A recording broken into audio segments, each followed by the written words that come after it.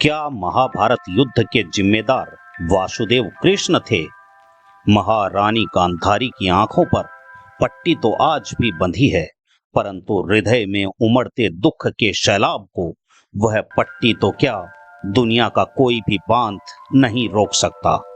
कुरुक्षेत्र पिछले 18 दिनों से रक्त स्नान कर रहा है और रक्त के इस दरिया में खून का सबसे बड़ा हिस्सा गांधारी की कोख से होकर निकला है।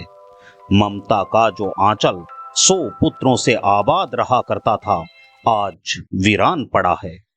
पुत्र वियोग में व्याकुल गांधारी ने आज वासुदेव कृष्ण को बुलवाया है। कृष्ण आते हैं तथा माता गांधारी को प्रणाम कर बुलवाने का प्रयोजन पूछते हैं। कुछ देर दोनों के बीच मौन की बर्फ जमी रही, परंतु गांधारी के कलेजे की तपन से वह शीघ्र ही पिघल उठी। 100 पुत्रों की माता थी मैं केशव, और जब मरूंगी तो मेरी चिता को मुखाग्नि देने वाला भी कोई नहीं होगा।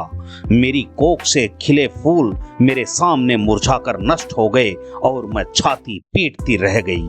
वो देखो, सफेद साड़ियों में लिपटी कुल वधुओं की दर्दनाक चीखें मेरे कलेजे को छलनी कर रही हैं केशव, छलनी कर रही हैं। धैर्य रखे माता, मैं आपकी वेदना समझता हूं, परंतु महाराज धृतराष्ट्र के मौन और दुर्योधन की महत्वाकांक्षा ने ही इस महाविनाश को निमंत्रण दिया था। वासुदेव कृष्ण ने विनम्रता पूर्वक कहा। गांधारी कहती है कि राजनीति और राजपद की महत्वाकांक्षा को मैं नहीं समझती केशव, मैं तो केवल एक मां हूं, वो दुखियारी मां जिसकी गोद सूनी हो गई है।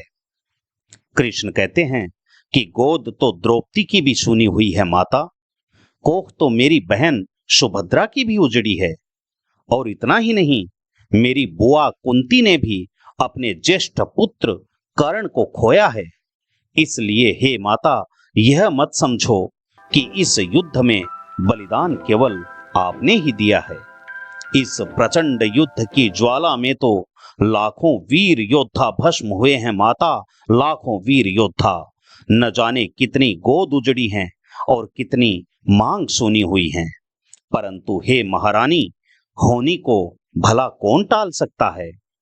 गांधारी क्रोध में कहती है कि तुम ऐसा मत कहो वासुदेव, मैं तुम्हारी शक्ति और सामर्थ्य को भली भांति जानती हूं। यदि तुम चाहते तो इस महाविनाशकारी युद्ध को टाल सकते थे। यदि तुम चाहते तो भाइयों के बीच यह भीषण रक्तपात कभी नहीं होता, परंतु तुमने ऐसा चाहा ही नहीं। तुम्हारी आंखों के सामने महान कुरुकुल का समूल नाश होता रहा और तुम केवल मूक दर्शक बनकर तमाशा देखते रहे। सर्वज्ञ होकर भी तुम यह कहते हो कि होनी को कौन टाल सकता है।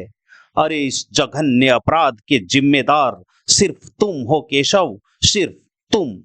इसलिए मैं शिव भक्तिनी गांधारी, मैं 100 पुत्र गंवाने वाली एक बेबस मां तुम्हें शाप देती हूं कि जिस प्रकार महाभारत के युद्ध में कुरु वंश का विनाश हुआ है तथा भाई भाई आपस में लड़कर मरे हैं, उसी प्रकार तुम्हारे यादव कुल का भी आपस में लड़कर समूल विनाश हो जाएगा। जिस प्रकार कुरुकुल वधुएं दुहाग का मातम मना रही हैं, वैसे ही यादव स्त्रियां भी दुर्भाग्य के अंधकार में मारी मारी फिरती रहेंगी और तुम सिर्फ देखते रह जाओगे।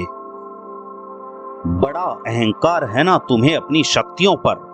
देखना, एक मामूली से व्यक्ति के हाथों तुम्हारा भी वध हो जाएगा और तुम्हारी सुंदर नगरी द्वारका भी जलमग्न हो जाएगी।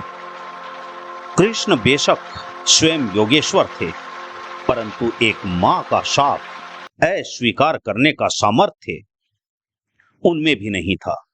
उन्होंने हाथ जोड़कर गांधारी का शाप स्वीकार किया और आगे चलकर गांधारी के शाप का एक एक शब्द सत्य साबित हुआ। दोस्तों, गांधारी का यह शाप कितना उचित था, यह जानने के लिए चैनल को सब्सक्राइब करें तथा कहानी का अगला पार्ट अवश्य देखें। धन्यवाद।